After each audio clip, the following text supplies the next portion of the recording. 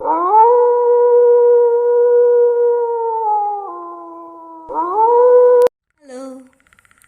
Welcome to black horror Hindi channel.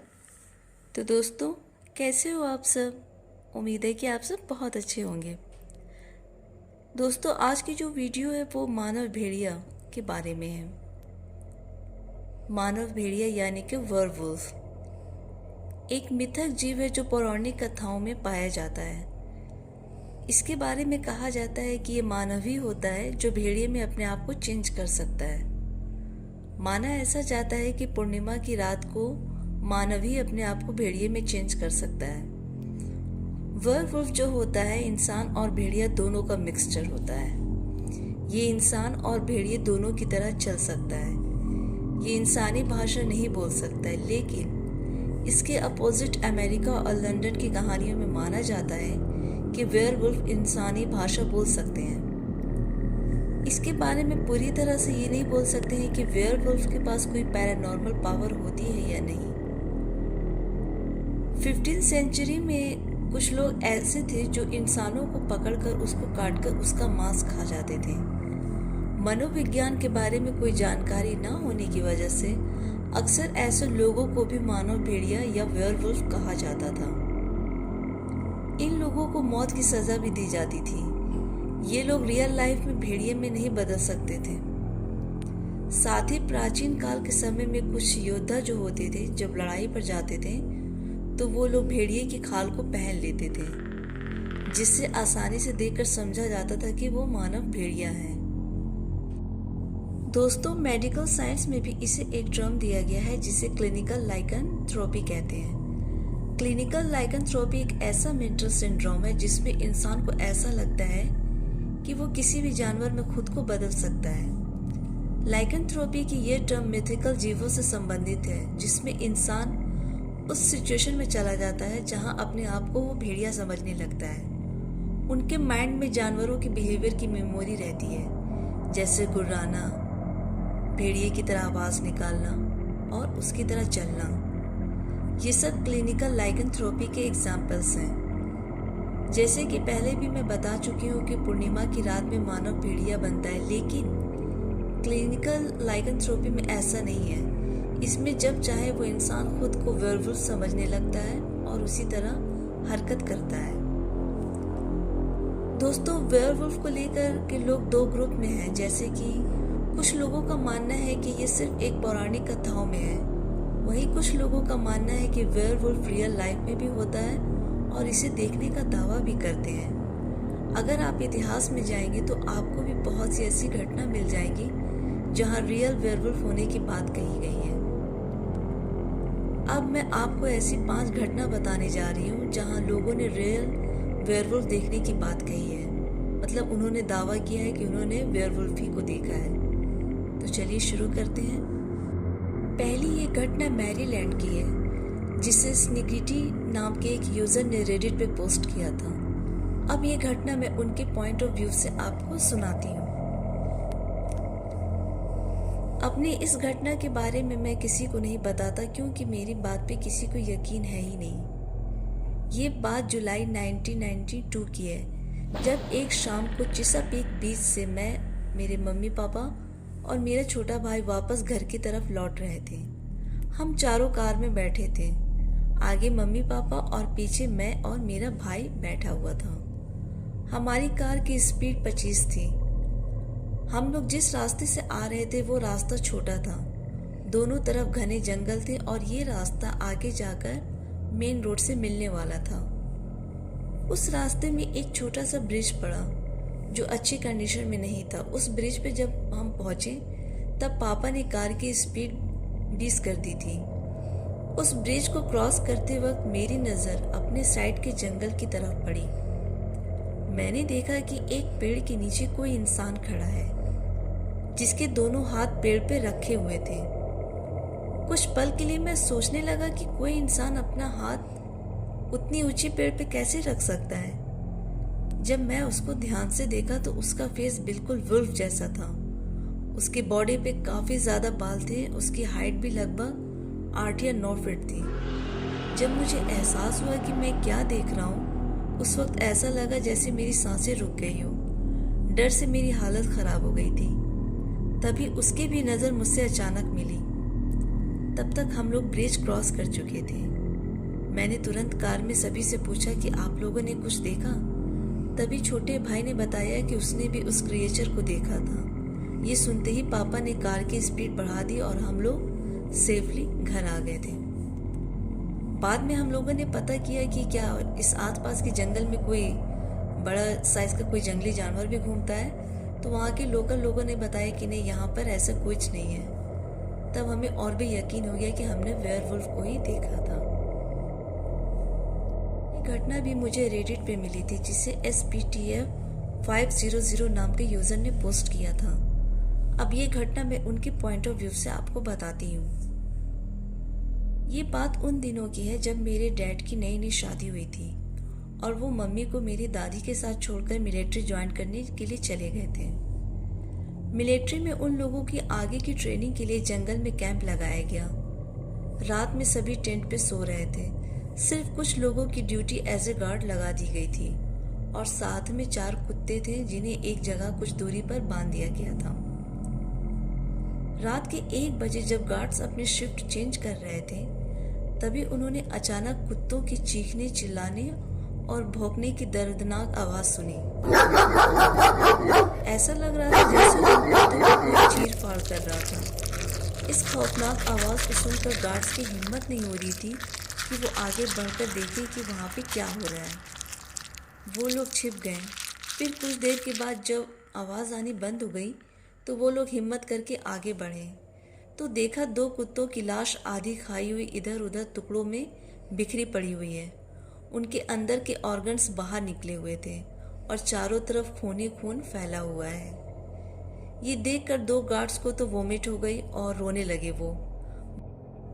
बाकी सभी की डर से इतनी ज़्यादा हालत ख़राब थी कि बता नहीं सकते। वहाँ पे सभी को ऐसा लग रहा था कि हो सकता है ये कुत्ते एक दूसरे को चीर-फाड़ दिए होंगे। फिर बाद में कमांडिंग ऑफिसर ने ऑर्डर दिया कि 2 दिन के बाद इस कैंप को दूसरी जगह शिफ्ट करेंगे। इस घटना के दूसरे दिन मेरी डैड की ड्यूटी एज ए गार्ड लगी थी कैंप के बाहर। वो अंदर से बहुत डरे हुए थे, लेकिन वो बहुत बहादुर भी थे। उन्होंने सोच रखा था कि अगर आज ऐसा कुछ हुआ तो वो उसका सामना करेंगे। उनके पास AK-47 भी थे।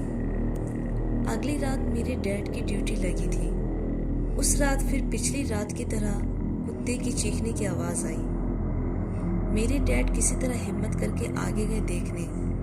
उन्होंने देखा कि एक काला सा लंबा कोई क्रिएचर है जिसकी हाइट लगभग 10 फीट होगी। वो एक कुत्ते को खा रहा था। उसके बॉडी पे काफ़ी बाल थे। वो 2 पैर पे खड़ा था। ये देखकर मेरे डैड एकदम फ्रीज हो गए थे।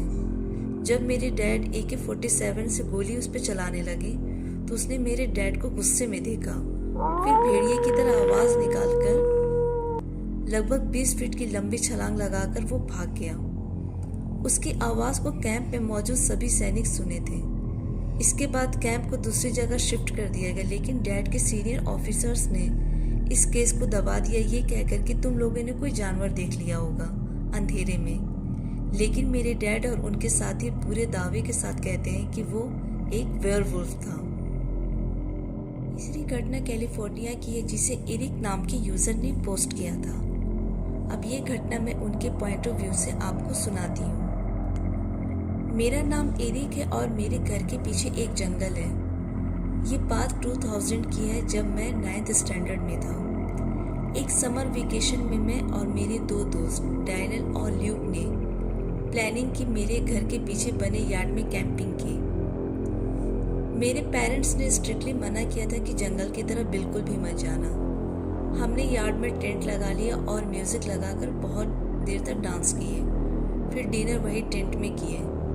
काफ़ी टाइम के बाद जब हम तीनों बोर होने लगे, फिर हमने सोचा क्यों ना जंगल थोड़ा घूम लें। उसके बाद हमने यार्ड में बने फेंस को ऊपर से क्रॉस करके जंगल की तरफ जाने लगे। तभी हम लोग ज़्यादा दूर नहीं गए थे कि तभी हमें किसी जानवर के गुर्राने की आवाज़ आई। हम आवाज़ का पीछा करते करते और आगे आ गए। तब देखा कि वो जानवर किसी झाड़ी के पीछे है और कुछ खा रहा है। फिर हमने एक छोटा सा पत्थर का टुकड़ा उठाकर उस जानवर पर फेंक दिया। उसके बाद वो जानवर बाहर आया और गुस्से में हमें देखने लगा। हमने देखा कि वो लंबा सा जानवर था, उसके शरीर पर बहुत बाल थे और वो 2 पैर पे चल रहा था। ये देखकर हमारी तो चीख निकल गई।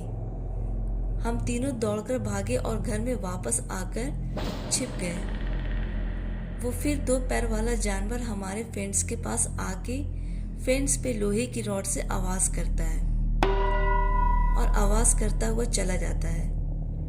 कर मैं पेरेंट्स को जगा देता हूँ और हम तीनों उस घटना को बता देते हैं डैड को अपने। बाद में मेरे पापा बाहर आते हैं अपनी राइफल लेकर। बाहर कोई नहीं था और जो टेंट हम लोग लगाए थे वो बिखरा हुआ था। डैड को हमने क्रिएचर के बारे में जब बताया कि वो ऐसा था दिखने में, तो डैड ने बताया कि वो एक वेयरवुल्फ था, क्योंकि कुछ दिन पहले किसी और ने भी उसे देखा था। जो चौथी कहानी है एक ऐसे परिवार के बारे में है जो एक बार एक पिकनिक पर जाते हैं, पर उस जगह उनका सामना एक मानव भेड़िए यानी कि एक वेयरवुल्फ से होता है। अब ये कहानी मैं उस यूज़र के पॉइंट ऑफ व्यू से आपको सुनाती हूँ। इस यूज़र ने अपना नाम मेंशन नहीं किया है। अब ये कहानी मैं सुनाती हूँ, सुनिए। हम 4 लोगों ने मिलकर स्नेक रिवर के पास में पिकनिक मनाने की योजना बनाई। ये जगह हमारे टाउन से 5 मील की दूरी पर थी। ये जगह ईस्टर्न ओरेगोन में थी। पहाड़ियों से भरी हुई ये जगह है। सर्दियों की शुरुआत होने के कारण कम मात्रा में बर्फ पड़ रही थी। उस रात को चांद पूरा निकलने वाला था और हम जानते थे कि इससे नदी का व्यू और भी सुंदर होगा। इस ट्रिप में मैं, मेरे हस्बैंड, मेरी बहन और उसका बॉयफ्रेंड था, यानी कि हम 4 लोग थे। हम लोगों ने कुछ बियर्स और कुछ स्नैक्स की चीज़ें अपने साथ में ले ली थी ताकि हम पूरी रात एंजॉय कर सकें।